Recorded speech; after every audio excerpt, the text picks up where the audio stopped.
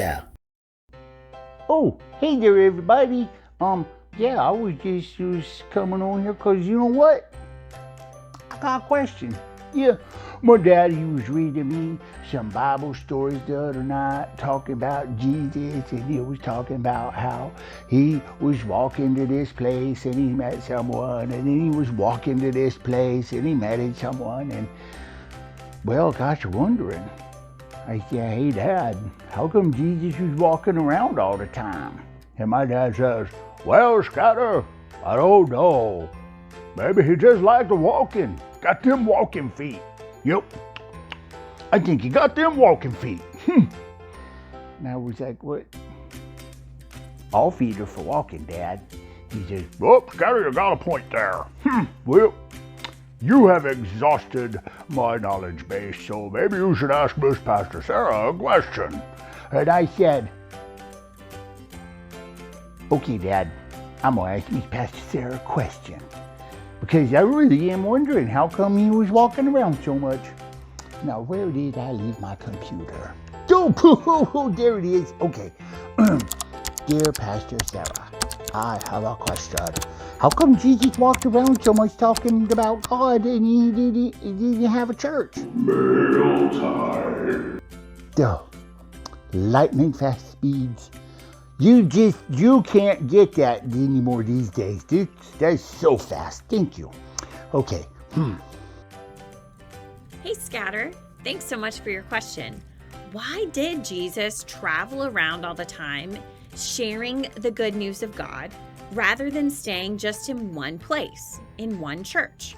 Well, I've got a couple of thoughts in response to your question. The first is that church in Jesus' day didn't so much function the way that church does in our day. In Jesus' day, most of the teaching about God that we learn when we're in worship or when we're in small group with one another happened in the home. It didn't happen at church. Maybe once a month, families would travel to their local synagogue and they would worship together. And then once a year, families would plan and they would save and they would make a long journey to go to Jerusalem to worship at the temple.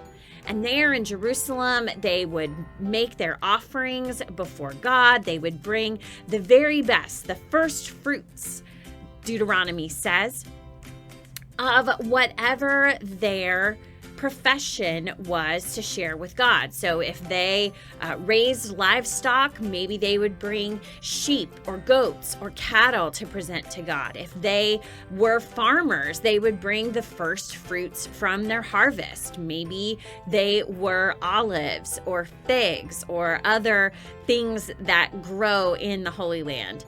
Did you know that a lot of bananas grow in the Holy Land? I was very curious to learn that when I visited the Holy Land back in 2016. Lots of bananas and avocados, it turns out. If they were fishermen, they would bring fish. Now, hopefully, those fish were freshly caught because otherwise they might be a bit smelly. If they made pottery, they brought pottery. If they made fine clothing or fabrics, they would bring that. Or they would bring proceeds from selling those items. So the families would travel, and it was like a big family reunion. It wasn't just your immediate family or your nuclear family. It was like a huge family reunion that would all travel together to Jerusalem to visit the temple. They would make their offerings and they would participate in what was known as the Day of Atonement, where God's people would confess their sins, all their sins, for a whole year. And they would receive the mark of repentance. They would be told by the priest that they were forgiven, and then they would make that entire trip back home. I suspect, remember when we were talking about, did Jesus ever get in trouble? How his family had traveled to the temple and then Jesus stayed behind and his mama was a little upset. I think that was an occasion of one of those annual pilgrimages to the temple. So just to recap, in Jesus' day, most of the primary teaching about God happened in the home. Maybe once a month, they would travel to their local synagogue or church for some teaching. And then once a year, they would travel to the temple. Now, in our day, sadly, that scenario has kind of flipped itself.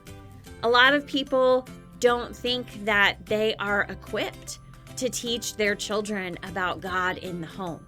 And so they look to the local church to take care of that. But sadly, sometimes we don't see folks on a regular enough basis to have that consistent training or that consistent teaching. And so what that has resulted in is that sometimes we only see people once or twice a year, the big annual pilgrimages of coming to church on Christmas and Easter. Now, don't get me wrong, being in church on Christmas and Easter, fantastic, wonderful days for us to worship together and recognize what God is doing, to come among us and then to be with us to show that there is more than this life that we know right now. Those are really the stories told through the birth of Jesus, the incarnation, that God being made flesh and dwelling among us, and the resurrection, God coming into new and resurrected life. So, if Jesus was only hanging out in the church, or the local church, or if Jesus is only hanging out in the temple in Jerusalem, what does that mean? Well, it means that Jesus wouldn't see people on a regular enough basis, which leads me to my second point, is that Jesus has a little thing about him, about his character, that I like to call the Little Mermaid effect. Do you know the Little Mermaid effect? The Little Mermaid sings a phrase in one of her songs that says, "I want to be where the people are." And that's what Jesus did. That's what he wants. He wants to be where the people are. And if people are only able to come to the local church once a month because they're working, they've got responsibilities. It's hard for them to get away, and even harder for them to plan and save. It was a big expense to make that journey all the way to Jerusalem, especially if you were coming from areas around the Galilee. You had to walk through mountainous areas. It's not easy terrain. If people were only able to make that journey once a year, Jesus wanted to see people more often than that. So Jesus took it upon himself to be where the people are. If there was a hardship or an obstacle that was keeping them from getting to where Jesus was, Jesus moved to where they were. Jesus taught his disciples to go where the people are, to hear their stories, to meet them in their comfort zones, and began to build relationships with them, teach them, encourage them, and tell them about Jesus too. That's what we're doing, Scatter, as we're growing and being an externally focused church. It's our commitment to have our own versions of the Little Mermaid effect, to go where the people are, so that we can know them, so that we can share God's compassion with them, so that we can tell them about the good news of Jesus. It means that if we're going to go somewhere, that we got to leave where we are right now. I think that I'm going to head out too. I'm going to live into the Little Mermaid effect, which Jesus showed us throughout his life and ministry right now. Hey, Scatter, I hope to see you out there meeting folks, meeting people where they are. Thanks so much for your question, and I'll see you soon, okay? Bye.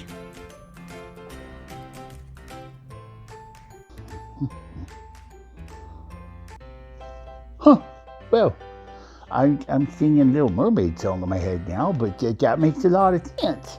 But yeah, like, but how big? I got it on this search thing, and I looked up Nazareth, and there was like 77,000 people there. And I thought, well, that would be a lot of people to talk to.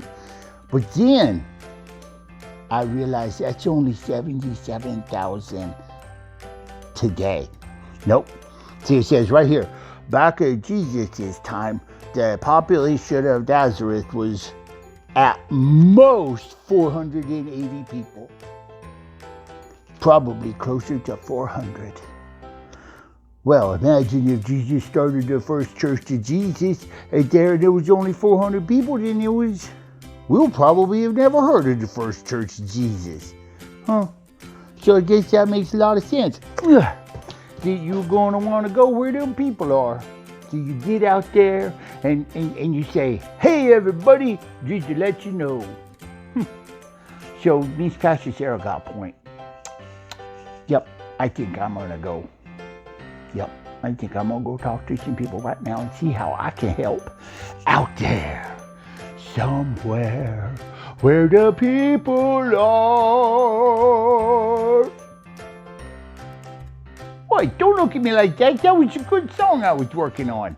Okay, I'll see you next week when I will not have a question. Nope. I will have a story. Bum, bum, bum. Oh, it's going to be such a good one, too. Okay, I will talk to you later. Bye. I got to go.